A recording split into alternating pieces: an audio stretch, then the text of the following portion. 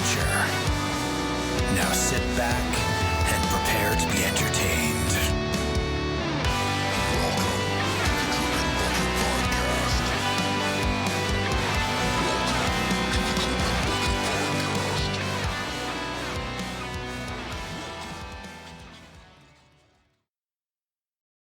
Greetings and welcome to the Dripping Bucket podcast with your hosts, Krystle Matar and myself, Michael R Fletcher. And we are joined today by D B Rook, author of Callus Crow, as well as a reviewer over at FanFiAddict, who are a great bunch of people. Today, Daryl has promised to dish the truth about David. Is he really as nice as he seems? Or is he secretly evil? Come on, tell us. I know he's evil.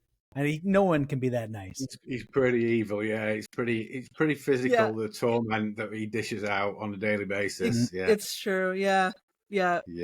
He's the reason honest, everybody is so obsessed with cannibalism. He's the one that started it. Yeah. We all just serve his needs at all times.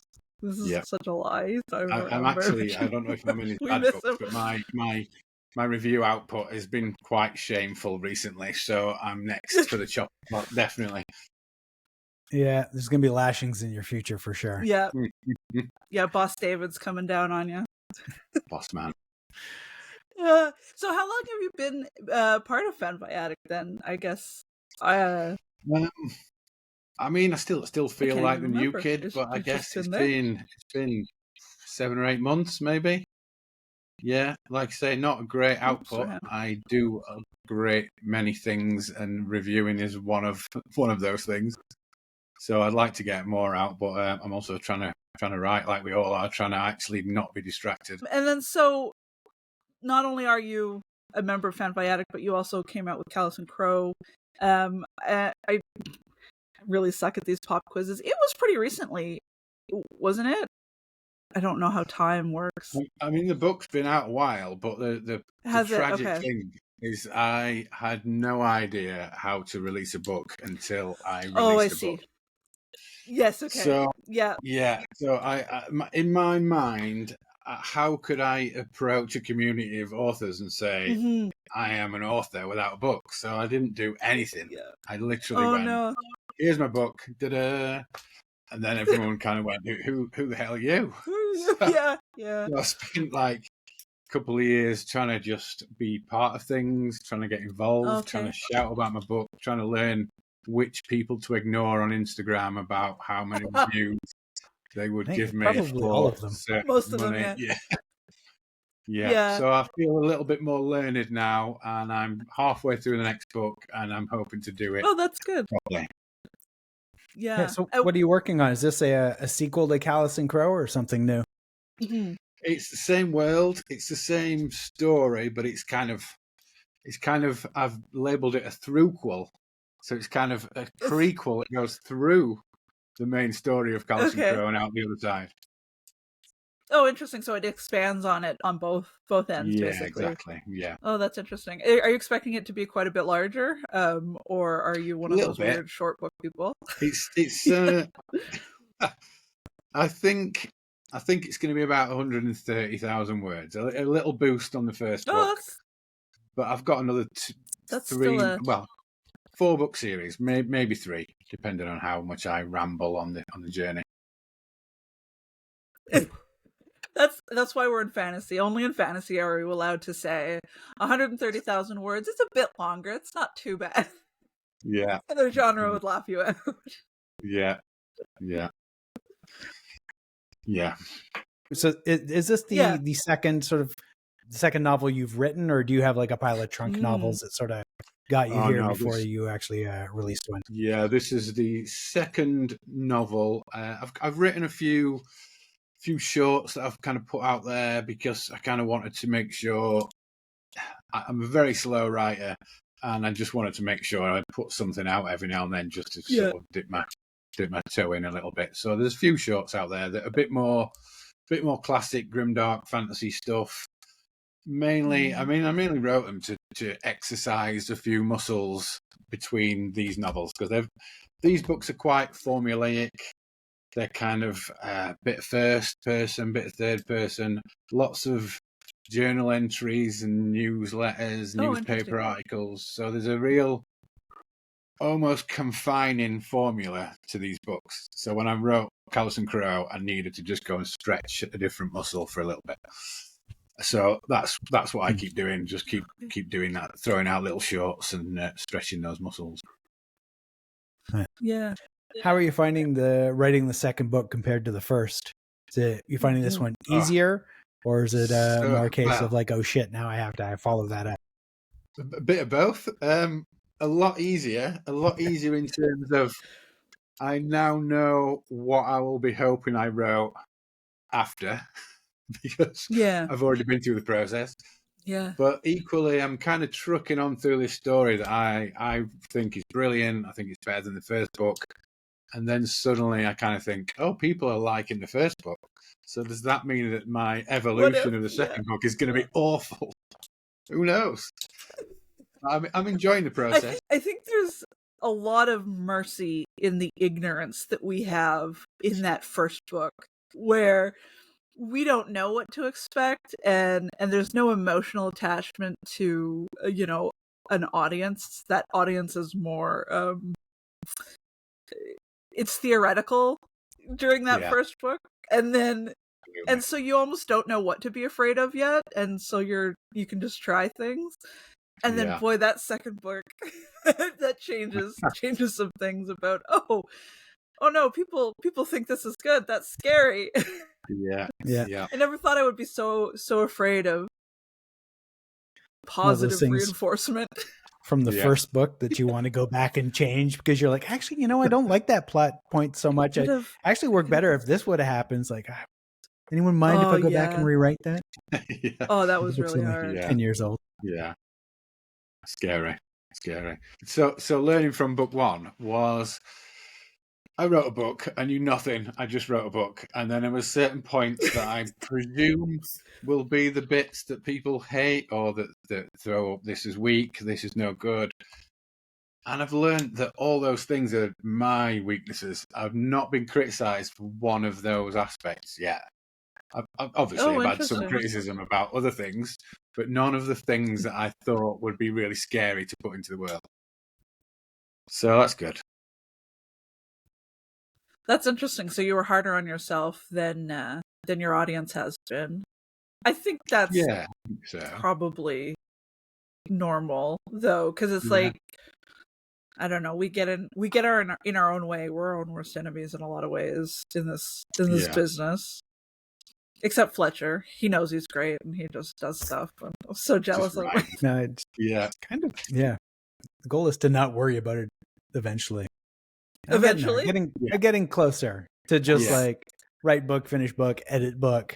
17 books later. If I don't hate it, then I'm like, okay. Yeah, might as well publish it. Yeah. So the other thing I've picked up is that you will get criticised and praised for the exact same thing. For the same thing. Yep. So, that I not do anything with that. That's such a good lesson in how objective it all is. And I find once I got a couple of those, I actually felt better, or I felt less invested in criticism later, because you'll get those things where it's like, the slow beast of a book, the pacing is meandering, and then you get the same or a different review from someone saying like not a word wasted, and it's so sharp and all of this stuff, and it's like, oh, okay, I'm fine. I'm gonna be okay. I'm gonna survive all of this. And then it just kind of exactly, and then you just kind of learn that it's more about marketing and trying to find the people that are inclined to like those things, rather than changing yourself, I think. Yeah, I think there's a life lesson in there about changing yourself. Yeah, like I said earlier about sort of when I first wrote the book and first started reaching out to reviewers and other authors. Yeah, there was a period of like, who do I approach as? Like, how do I assume the author? What is an author's voice? And I just have to pretend to be. round and round and round. And then I just suddenly went, I'm not a young man. I just approach as a person and say, Yeah. I've got a book. And as soon as I broke through that barrier, everything's improved. Everything's more comfortable. Yeah. I'm happy. Yeah, I believe it. All good. Yeah. Yeah, and that is a life lesson too. Like we're all just people kind of fumbling along ourselves. You don't have to convince us or you don't have to be some different version of yourself just because now you have a book. You're just all of those things that were true about you. Yeah, you're the same person, just with less money now. Less sanity too. Yeah. Less comfort, less rest. Yeah. People more interesting, right? Yeah, I think so. I finally got somewhere to dump all this kind of stuff that comes out of my brain. I don't know that. Yeah, it's funny how we get into the business because we like stories so much, but somehow it becomes like it takes on a life of its own. Just the act of being a writer, where once you start dumping that stuff, more of it builds up and you got to dump faster. And now all you think about is writing. Yeah. I'm having a serious it gets pretty bad eventually. Yeah. I mean, I was going to ask you, Mr. Fletcher, about your multiple worlds. I'm having serious problems with sticking in my worlds because I've got a little inkling of something off in space somewhere. So do you write? You don't write a series and then move on. You write several books and you keep the worlds open. Is that right? Yeah, I mean, for one, I've never actually finished a series like book 1, 2, 3 in a row. I kind of write book one, and then I write book one for something else because I've got the attention span of a fucking squirrel on crack. And then I write book one for a third series. And then I go, oh shit, I should write book 2 for that first book or for that first series. And I go back and write that. And I kind of just keep bouncing between the worlds, depending on what's interesting at the time. And then usually at some point in there, I start something new as well. Yeah. So yeah, it's not a. It's not I sort of thought you wrote the Blackstone Heart series pretty consistently, 1, 2, 3. I thought they came out pretty quickly. They came out pretty quick, but there was at least one other novel in there. Yeah, there was Norska Groans. Yeah, there was 2 other novels. Yeah, Norska Groans and one of the City of Sacrifice. 1 or 2. Oh, I see. At least one of the City of Sacrifice novels happened in there as well. Wow, what is time? I thought that they were coming out pretty quick, but I guess it's just world now.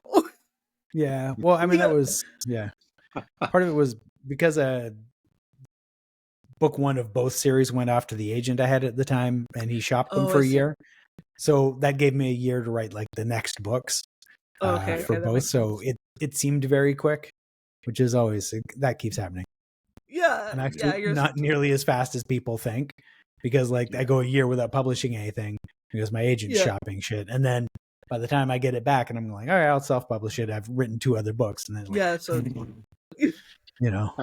it's the illusion of knowing what you're doing, which I think is all we can smoke all mirrors. Of us. Yeah. Exactly. Mostly bullshit. Yeah. Yeah, so I aspire to write like that. I've got so many series all up in there, but I worry that coming back to an old series, that something will have evolved and I'll lose the thread somehow. So luckily, I don't have time to do it all. I found that myself because I took I call it an extended break, but I counted and it turns out it was only 4 months of a break from the Tainted Dominion series. So the second book is out and I'm working on the third. And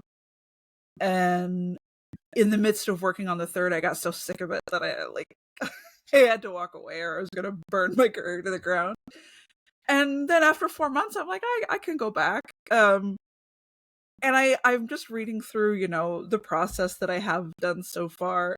And I'm like, oh, I forgot I did that. And, oh, that's right. I put that there. Oh, that was neat. And then the other half of it is, oh God, there's 20,000 words of way too much talking. This stuff needs some work. So yes, you do forget, but at least for me, like just looking at it again brings that stuff back pretty quickly, and Yeah. Because you're the person that you were when you wrote that isn't that far away from the person you are when you go back to it, and you can kind of know yourself as a creative person. Having to although it was only reread one of your own books has got to be about the worst fucking thing. Maybe this is where my ego shows, but for me it's not. Really? Oh, you like reading? I wish. I mean, I try and write the books that I would like to read, but after I've written them, I don't want to read them. Yeah, well, when I get close, like when I'm near the end of like it's time to publish, then I'm like, I hate looking at this book. I'm so sick of it. If I ever see it again, I'm gonna burn it. But then, a year or two goes by and my memory is really shitty. So go through it and I go, oh, hey, yeah, I wrote that. That was nice. Yeah, I do find if I'm having to read Callus Crow just to fact check something or figure something out, I always read a lot more than I need to read because I kind of get swallowed by it, which has got to be a good thing. Suck back in, yeah. Yeah. Yeah, that's for me too. Nope. No. Not at all. Not at all. It's grudging, like fuck. How fast can I find like this character's eye color so I don't screw it up in the next book kind of thing. Yeah. Oh. That's my bad. Almost a shame. Yeah. Or I wonder why. I wonder what the difference is in the brain programming that gets you so mad at it that you never forgive it for existing. Yeah, I don't know. Yeah, that's all of them now. Really? There was a time when I could go back and reread one of my own books, but I don't know. But to be fair, it's hard to read any book right now. Oh, maybe that's it. Maybe you're just grumpy. Yeah, well, I'm not really, but I just if I start reading, I can't help but think I really should be writing. Oh yeah. And then I put the book down, whatever it is, and I get back to work and write again. Yeah. I feel need that. A bit more of that. There's a lot of things. Oh, a lot really? of things to distract me from actually doing what I'm supposed to be doing. But I'm kidding myself that like I said, I launched my book with absolutely zero. So I kind of figure I've got to put myself out there a little bit and do a bit of author shit here and there. So that's my justification for not actually sitting down and putting words down. I mean, one day. That kind of is the whole experience of pursuing publishing specifically. It's not for all writers, but when we make the decision that we want to be published and want to sell books, there's so much little work, so many little tasks that we have to do if we really want it, that the writing part almost becomes like a side gig on top of this all the publishing stuff. Yeah. And so then for you, as you're working on your second one, are you feeling like you've learned enough since writing the first one that you're a little bit more confident on how the second one will launch?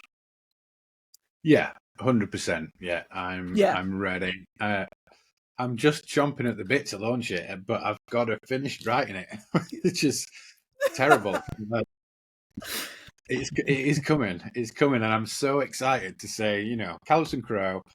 It's my first book. I don't think it's terrible. I think it's pretty good. A few people think it's pretty good, but this next book will be so much better and so much more streamlined, and yeah, it'll be amazing. I just got to do it. Just got to write the damn thing. Yeah. Since it relates so much. Oh yes, of course. That's a whole other beast. And I'll stress you out about it later after you've done book 2. But for book 2, since it relates so closely to the first one, do you find yourself having to like cross reference your own writing a lot? Well, like this happened, so I have to make sure. there's a personal kind of redemption going on here, because the recent stoppage of my writing, which I've not really admitted to myself until this moment, is where be ready. So is where the story of Callus Crow, as I say, I'm writing a kind of a prequel, but the stories have now clashed. So in the book 2, Yeah. I've suddenly hit the events of book 1, and that is the thing that's put the brakes on. Because suddenly I've got to really make it absolutely fit. It's got to so now I'm admitting that I can get over myself and do it. But that is new. Yeah. So old me has suddenly met new me, and now we've got to make it work. Yeah. That makes sense. That was a big difficulty for me with Brick and Bone. We're just Brightwash comes to a particular cliffhangery, and now I have to justify all of the things that had happened and kind of roll the stuff forward that didn't have room. And so it was okay, if all of this bad stuff has happened, where was this important guy who should have known what was going on? And that took me forever to figure out. So I can very much relate to that. That experience. I can tell you. Yeah, I also fell in a little bit of a trap where, so book 2 is mostly from a different point of view, but as I say, the stories intersect. Mm-hmm. And I got to this bridge point, and before long, I realised I was just writing book 1 again. It's like, whoa! You've written this already. What are you doing? And I had to wind it back. Yeah, okay. This already exists. You know that. So there's been a few traps as this bridge that have got me, but I'm through it now. I'm working on my issues and I'm moving forward. That must be writer therapy. Yeah, that must be really hard to navigate. Like how much do I need to rehash for the story to make sense versus how much can I skip over and trust that the readers will remember? Yeah. That's the hardest part about series, man. Yeah. Oh yeah, all those people are like, oh, can you write a little what happened before in book 1 and then put it at the beginning of book 2? And I'm like, no, fuck off. Just go reread book 1 again. I did that. I did that for mine, but it was because I had to do the work anyway, just to track my own. And I thought to myself, if I'm writing this down for myself, I might as well just offer it to other people. So, how long was your summary of a 250,000 word book? It's not that long. It only takes 3 pages on a printed. That's not so bad. Yeah, I just went day by day, the most important beats. And I found actually doing that helped me then edit the second book better, because if there was a lot of stuff that wasn't important enough to have made a beat on the next summary, axe it. It's done. Wow. Doesn't need to be there. So it was a good lesson in the advice is always things have to serve the plot, and yes and no, but also it helps you see really clearly what is serving the plot. So it was good for me to do it. It's too bad I did it at the end of my book instead of at the beginning or whatever. So I'm considering doing a little summary, but only because somewhere I kind of want to market the second book as you can read the second book first. And I think you can. The first book even gets a mention in the second book because it exists in the world of the second book. So I think I can start on book 2. But then I thought if I'm starting at book 2, you're kind of going to need to know a couple of details from book 1. I don't know. And maybe I'm just thinking too much again. And maybe, again, I need to crack on and write the bloody book. I would say yes, but also I think it depends. You've got all those David Gemmell's behind your head. And it was always something that I admired about his work so much, was that each book was written in such a way that you could just jump in no matter which one you picked up. For me, it was at the library. I was at the mercy of whatever was on the shelf. And he had a knack for knowing how much you could get away with not telling and how much he needed to summarize for the reader jumping in halfway through the series. So I think it all depends on what kind of story you're trying to tell. I think it's definitely possible to make them stand separate. Yeah, I've read a lot. Well, I've read probably everything Gemmel's ever written, and I don't know how we managed to do everything. I mean, he obviously wrote a couple of trilogies, but everything's so perfectly packaged in one book every time. Even the 3-book series, each book was so complete. How? Amazing. Well, yeah. I'm gonna launch off into a David Gemmell. What my favorite was Stormrider, so the 4th of the Regante series, with the Skilgan the Damned being a close second. And just thinking about those ones, they worked so well because each one is a different generation. So Sword in the Storm is a father, and then Midnight Falcon is the son. And then Ravenheart and Stormrider are 2 different characters living parallel lives. So I think that was his secret too. You know, keeping them individual enough. Yeah. I keep meaning to go back and read them, and maybe I would learn something about writing shorter. Yeah, maybe. There's a lot of books that I kind of think, do I need to go back? But part of it, I mean, obviously I've got my Robin Hobbs just back there, and they were so important. I fear reading them again now I'm a different person and not having the same majesty. So I kind of think, no, put them in a glass case and never open them again. Yeah, I understand that. It's almost like once you know enough about the craft, it's like watching a magician set up for a trick. And suddenly it's not as magic anymore. Yeah. I think that's probably why I haven't reread them. I'm scared. Yeah. The only Gemmell book that I've reread, and I've read it 3 times, and I am not a rereader. I've probably read 2 books again. Echoes of a Great Song. Absolutely. That one was really good. I love that. Yeah. That one was really good, and it was so unusual for the rest of his catalog. Like, he did things with that book that he never did anywhere else. That was a good one. I think for me, that was the first time I met a character that was clearly had evil properties, but I really liked. Oh, you must mean Vidurk. Yeah. And it was like, I feel a bit conflicted. I love that character.